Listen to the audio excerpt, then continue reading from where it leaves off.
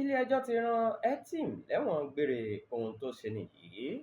Arákùnrin kan ẹni ọdún mọ́kàndínlógójì tí orúkọ rẹ̀ ń jẹ́ Udak Etim Odo nílé-ẹjọ́ ti rán lẹ́wọ̀n gbére báyìí lórí ẹ̀sùn pé ó fipá bá ọmọdébìnrin ọmọ ọdún mẹ́jọ kan láṣepọ̀.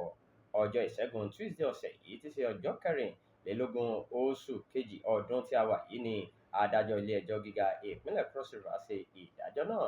Gẹ́gẹ́ bí ìròyìn ṣe gbọ́, Etim hùwà burúkú yìí ní oṣù kẹta ọdún 2025 tí àjọ Basic Rights Council Initiative sì ṣètò bí wọ́n ṣe fòfin gbé e. Nígbà tó ń fèsì sí ìdájọ́ yìí, James Ubo, ẹni tó jẹ́ agbẹjọ́rò fún BRCI, ní ìdájọ́ yìí fi hàn pé tí àwọn iléeṣẹ́ bá gbé ìgbésẹ̀ tó yẹ, ìdájọ́ òdodo dájú lórílẹ̀-èdè yìí.